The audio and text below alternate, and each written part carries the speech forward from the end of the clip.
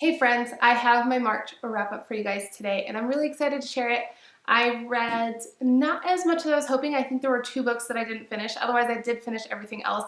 It was kind of a weird month. There was about a week and a half where I was just in a slump and didn't want to read anything, so I just didn't. And so I figured, I kind of dove into Saga and got a little bit of comic, and that kind of helped pull me back in.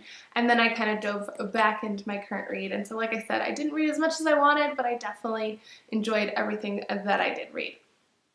So the first book that I want to share today, not that I read, was Riven by Jane Albee Harris. This was sent to me by Kelly and Hall, and then I also was super lucky. It went through a cover redesign, and Jane sent me the new cover, so it's just absolutely beautiful and stunning, and I love it. This is a YA fantasy type where our main character Emily is struggling to deal with real life.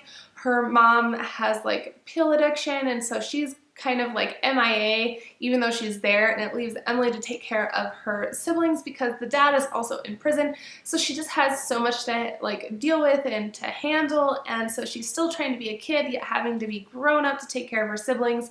And so she had invented this like fairy tale that she used to tell them, the siblings, and it just kind of ends up like mimicking what's happening in her real life. So seeing these deeper layers and these deeper meanings like happen inside this fairy tale and being able to see those two worlds kind of like intertwine was really awesome. I think it was so well written. I do feel like it was a little bit slow at certain times, and I feel like it could be a little confusing at the start when they first introduced this fairy tale, but as each time like Emily starts to dive back into this world and tell her siblings a little bit more, or the next part of the story, things like the questions got answered and things became more clear. So I definitely think it cleared up. It was really great. It's going to be a sequel. No, it's going to be a trilogy. That's what I meant. And so I'm really looking forward to it. I did give this 4 stars and just can't wait to continue because it left you on this like cliffhanger, and I'm just dying to know what happens next. I believe the second one, which is called The Secret Keeper, I think comes out in like July. So I'm looking for that, so definitely keep your guys' eye out if you guys are interested in some YA fantasy, because this one is pretty darn great. Then I have Southernmost by Sarah Sadler. This one got a 5 stars so easily. It is like so just rich with all kinds of like Southern charm. There is the food, the descriptions, the characters, there's a love triangle, like just everything about this really like envelops you, and just like you're just sucked in and you're stuck there and you love everything. And I love even the supporting characters, especially Lil and Martha. Like they are so fantastic, and I just love this world. This is a spinoff to Southern Solstice, and I just love it. I really hope that there's going to be more, because the way that Sarah like paints these pictures in your mind is just so incredible. It makes you feel like you're there. And this, like, we follow a character named Kayla, who in the first book is just briefly mentioned, and I really didn't like her. And in this one, I really get to see a whole other side. Like, you get to dive deeper into why she kind of is the way she is. You get to see her past kind of affecting like her judgments for like the future, and why she's doing things the way she is now, because she's trying to take care of her and Jackson's daughter, who they're having issues. And it's just like this whole like drama filled, but nothing feels like over the top. I mean, everything that happens feels so real and down to earth, and just like everyday people problems that you would really struggle with. So like I said, it's just so fantastic. I absolutely loved it, and I cannot wait to get more from Sarah, because these 2 books, besides having gorgeous covers, just have the coolest world, and I want to live in it. That's all there is to it. Like, it is so incredible, and I absolutely just love it. So thank you so much, Sarah, for sending these my way, because I just love everything about this world. It feels forever ago since I've read this one, Good As Gone by Amy Gentry, but it actually hasn't been that long ago. But it really feels like it has. This month felt weird. It flew by and yet felt so long ago. But this was the first book I read during the month. It is not as like suspenseful or thrillerish as I was hoping or expecting, especially since it says it's a novel of suspense. I do think it had some mystery that kept me intrigued, and definitely like turning those pages to figure everything out. Once I got to the end, I felt like everything hit me and everything clicked, and then I kind of wanted to go back and reread it, because I felt like I did have a bunch of questions that I needed, and I think it would have made me connect a little bit more. I wasn't super fond of a lot of the characters. I felt like the mom's reaction, or the family in general's reaction to their missing daughter, was super weird. So this deals with a daughter that goes missing. I think she's like 8 when she goes missing, and somebody had kidnapped her from her own house. So immediately that first chapter you open up, she's being kidnapped. The sister is watching it all happen. So it's definitely interesting. It definitely hooks you and reels you in. Just the problem is their reactions didn't feel quite real enough. It didn't seem like I don't know, it was a strange feeling. And then on top of it, I felt like the daughter could have been more well done. Like when she comes back, because she shows up on their doorstep again, I feel like that was handled very oddly. She didn't seem to know who she wanted, and she seemed to be somebody else, and it was just like it was just weird. That's like, now that I think about it, there were so many like just situations that I don't feel like had the proper emotion like evoked or displayed, and so I feel like I didn't really connect to a lot of the characters. But like I said, the overall like storyline was interesting on how she was kidnapped and the mystery of like solving it and how she came back and why she was back and just all of that. So kind of seeing where life was going to take them. So I do think this was interesting. I ended up giving it 4 stars just because I did like the whole mystery aspect of it. I just feel like the characters just were not there for me. I also want to let you guys know that I have full reviews for all of those books, so they will all be linked below. So if you guys are interested in more than this really quick little wrap-up, definitely click the link and get my full thoughts and reviews. Alright, so now I'm going to move on to the comics that I read this month. I read and finished Saga 5 and 6 because 7 comes out. It should actually be here tomorrow, so I'm really excited for that. So I definitely had to finish the series so I could get up to date and current and get the latest release.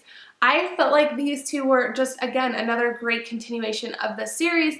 I thought that they were interesting. I don't think there was as much action in some of it as I was hoping. There were definitely the weird, like, shocking factors in there. But I think overall the most, like, impressive part about this series is becoming their daughter Hazel's narration of their storyline and seeing how Alana and Marco find each other and how they kind of repair their relationship, and then if, you know, we continue on with the whole mystery, like, are they going to find their daughter? Is everybody going to be reunited? Like, what's just happening? If you guys don't know anything about this series, you guys should really, really pick it up. I am so in love with the series. Each one continues to get better and more stronger, and it just keeps like pulling you in. This, to me, in my opinion, is kind of like a Romeo and Juliet, like, in space. So this is a very like futuristic and like very fantasy type story where these two kind of like star-crossed lovers from different planets who are at war, fall in love, have a kid. Both of their worlds want them dead, so they go on the run, and it's just like one thing after another with this family, and it's just so entertaining and so amazing to see them deal with not only being hunted, but like a family and having a baby and then having marital issues and just like the works. So I think it's so relatable. The characters are just really well done. You really like, especially Marco and Alana and like the grandparents and just everybody, you really, really, really connect to them and love them.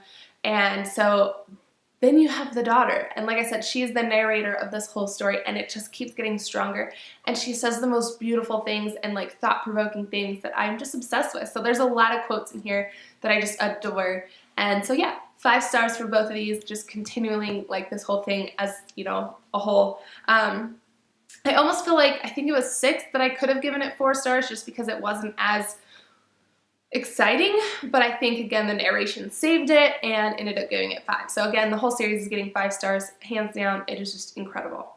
And lastly is one that I have been reading for quite some time. It literally took me forever, and when I picked it back up, I decided I should probably just start over because it had been so long since I picked it up. It is The Walking Dead Compendium 1, and I love the TV show, so I really wanted to get into the graphic novels, and when I picked this up, immediately there were so many differences between this and the show. I almost feel like I like the story in this one better and the characters in the TV show better. Like in this one, there are some characters that I'm not in love with at all, and there's characters in the show that I absolutely adore and love, and I think they're so like just badass, and they're just not in this. So I'm having like some serious struggles with some of this. But again, the story is really great. The art is incredible, and I love that because it is so thick that they keep changing up the way the comic is shown, and I think that's really great. I love some of those full trucks that they have. I think they're beautiful. And so this is one that I really did enjoy. I'm looking forward to Compendium 2, kind of catch up with the show and just kind of see how it all falls into play, how everything kind of, you know, balances out between the two and whatnot, because I haven't seen the latest season, so I think this was a good majority of season 1. Interested to see where it picks back up. I feel like I might do just like a rewatch of like everything, and now that I have this, and really just kind of like refresh everything. But again, the differences are pretty like shocking, and I did not see a lot of this happening, so it's pretty awesome. So I'm definitely enjoying it. I gave this, I don't know, like 4 stars, I think, just because I'm having some serious struggles with the difference between the TV show and what. I loved the TV show much, and I was, I guess, maybe expecting more out of this. I don't really know, but not turning out the way I expected, but still enjoyable, still pretty good, and looking forward to continuing. Hopefully it goes on sale soon, because these are a little pricey, but definitely keeping an eye out, hopefully getting through Compendium 2 soon. And then this is one that I want to share with my husband as well, so hopefully I can wrangle him in and get his opinions on this too for you guys, because I think that would be an interesting take to get his versus mine. And if you guys read this and watch the show, definitely let me know what your thoughts are, because I'm just like blown away. There's seriously so many differences, and I'm torn. I'm just torn. So yeah. Alright, you guys, so that is my March wrap up. That was everything I read this last month, and I'm excited to be diving into April, hopefully getting like a fresh start and getting some more reading done, because like I said, last month was kind of an odd and weird one, but definitely moving forward. I'm excited to share my TBR, and I'm hoping that a few of you will have some of these on your list as well, so we can kind of chat a little bit more about it. I know a few of my friends, we kind of went in and decided to do a few buddy reads, so that's really exciting. Let me know what you guys are looking forward to for your April TBR, or if there's, you know, something that you guys have seen on my channel that you guys really want me to get to. So definitely let me know. I look forward to seeing you guys on Friday with my April TBR, and until then, I hope you have a great time. Bye, you guys.